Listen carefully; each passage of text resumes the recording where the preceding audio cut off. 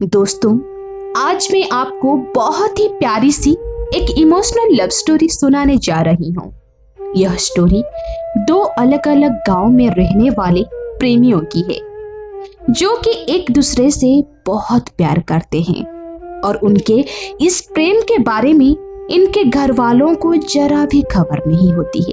यह प्रेम कहानी एक छोटे से गांव में रहने वाली एक लड़की की है और गांव के लोग हमेशा यही चाहते हैं कि उनके बच्चों का विवाह उनकी जात बिरादरी के अंदर ही हो, ना कि उससे बाहर। अनिमेष और मयूरी की बिरादरी भी अलग अलग थी, इसलिए उन्हें इस बात का भी डर सताता रहता था। यूं ही रोज रोज अनिमेष का घर से एक ही समय पर निकलना और पास के गांव में जाना उसके पिताजी को थोड़ा अजीब लग रहा था। तो एक दिन अपने शक को दूर करने के लिए उसके पिताजी ने उसका पीछा करने की सोची और उसके पिता ने अगले दिन ही अनिमेष का पीछा किया। जब अनिमेष दूसरे गांव पहुंचा तो उसके पिता ने देखा कि वह तो बगल के गांव की जमींदार की बेटी मयूरी से मिल रहा है और उसके साथ गले लग रहा था। यह सब देख उसके पिताजी को काफी शर्मिंदगी महसूस हुई और वह वहां से चले गए। जैसे ही थोड़े समय बाद जब अनिमेष घर पहुंचा तो उसके पिता ने उससे पूछा, अनिमेष, तुम बगल के गांव में क्या कर रहे थे? तो अनिमेष ने बोला, कुछ नहीं पिताजी, मैं तो बस अपने दोस्त से मिलने गई। उसके मुंह से झूठ सुनते ही उसके पिता गुस्से में आकर उसको एक थप्पड़ लगाया और कहा कि दोस्तों से मिलने गए थे या अयाशी करने गए थे? मैंने तुम्हें आज बगल के जमींदार की बेटी के साथ देखा था। क्या कर रहे थे तुम? तुम्हें जरा भी शर्म नहीं आई? अपने माँ बाप का नाम तुम इस कदर डुबा रहे हो। वो तो शुक्र मनाओ कि मैंने तुम्हें आज देख लिया। अगर गांव की कोई भी व्यक्ति देख लेता तो बदनामी होती, वो अलग, और उस लड़की की भाई तुम्हारी हाथ पैर तोड़ता, वो अलग।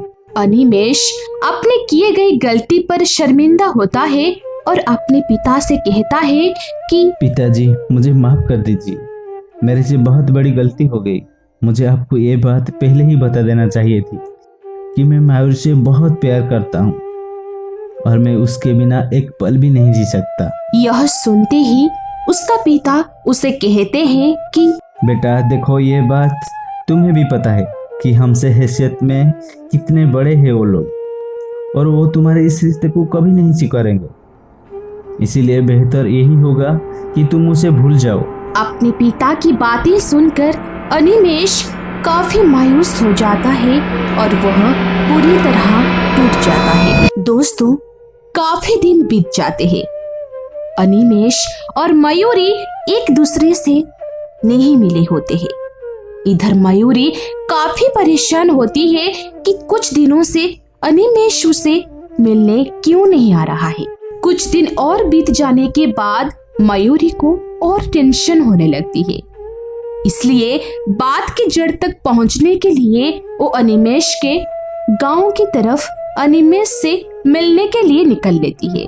जब वह रास्ते में चल रही है तो अचानक उसकी टक्कर एक लड़के से हो जाती है और वह लड़का कोई और नहीं अनिमेष ही होता है और वह उसको देखते ही उसके गले लग जाती है और रो रो कर उसका बुरा हाल हो जाता है और वह उसे कहती है कि तुम मुझसे इतने दिनों में मिलने क्यों नहीं आ रहे थे? पता है मैं कितना परेशान हो रही थी, कहीं तुम्हें कुछ हो तो नहीं गया, पर शुक्र है कि तुम ठीक हो। इतने में अनिमेष मयूरी को चुप कराता है और उसको अपनी सारी बात बता देता है।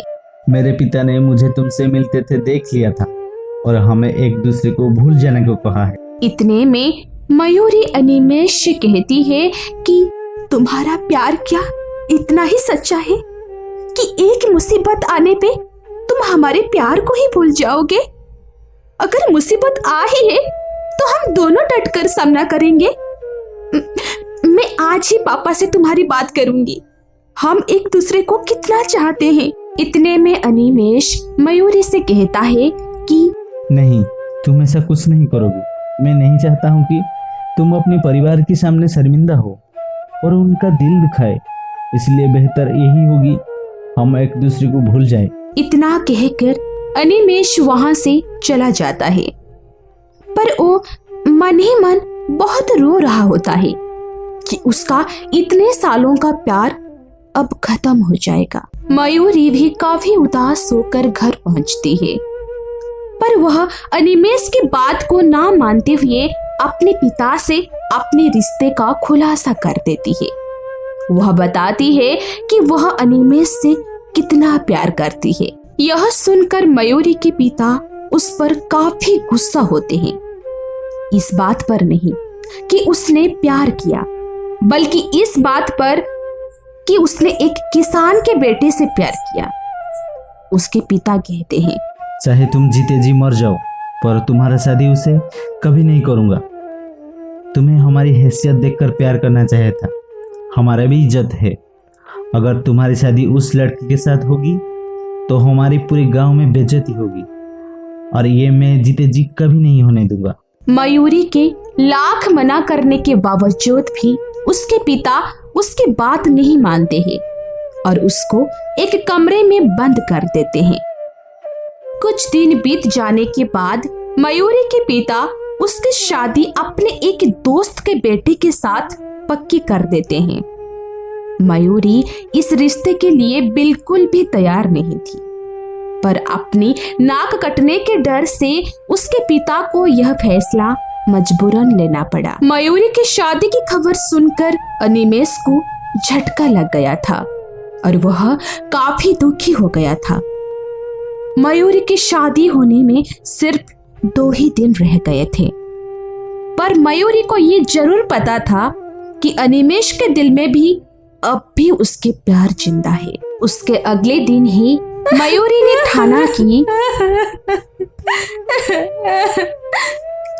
अगर मैं जीऊंगी तो अनिमेष के साथ ही जीऊंगी, और अगर मैं मरूंगी भी तो अनिमेष के साथ ही मरूंगी। और इसी इरादे के साथ वह अपने कमरे की खिड़की से भाग गई और सीधा अनिमेष के पास जा पहुंची। जब वह अनिमेष के पास पहुंची तो अनिमेष उसे देखकर बहुत खुश हो गया और वह एक दूसरे को देखते ही गले लग गए। फिर मयूरी ने उसे बताया, अनिमेष, मैं सब कुछ छोड़कर तुम्हारे पास आ गई हूँ। चाहे कैसे भी हालत हो, मैं तुम्हारे साथ जीना और मरना चाहती हूँ। उसकी ये बातें सुनकर अनिमेष भी काफी इमोशनल हो गया और उसने भी उसको जीने से लेकर मरने तक का साथ निभाने का वचन दिया। इतने में मयूरी के घर वाले देखते हैं कि मयूरी घर पर नहीं है, वह घर से भाग गई है। इतने में उसके पिता का शौक सीधा अनिमेष पर जाता है कि वह उसी के घर भागी होगी।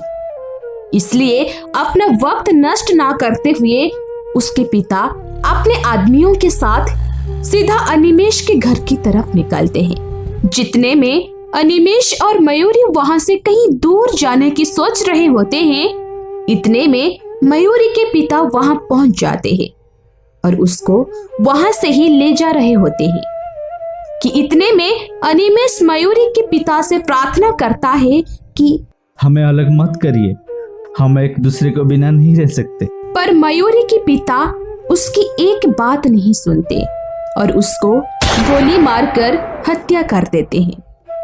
यही सोचकर अब ये लड़का ही नहीं रहेगा तो मयूरी भी अब कहीं नहीं जाएगी और उनकी गांव में बेइज्जती होने से बच जाएगी।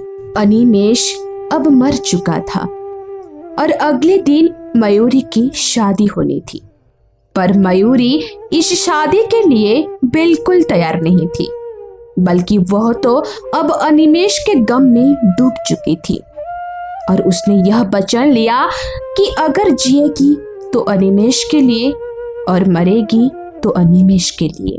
अब शादी होने में सिर्फ कुछ ही समय रह गया था, पर मयूरी अब भी तैयार नहीं हुई थी। यही गम में सोचते सोचते अचानक उसकी नजर चूहे मारने वाली दवाई पर पड़ती है और बिना सोचे समझे वह उस दवाई को उठा लेती है और उसे खा लेती है, यह सोचकर कि अब जीते जी तो उसकी ना हो सकी, पर मरकर उसकी हो सकती है। और उसके कुछ पल बाद ही मयूरी की मौत हो जाती है।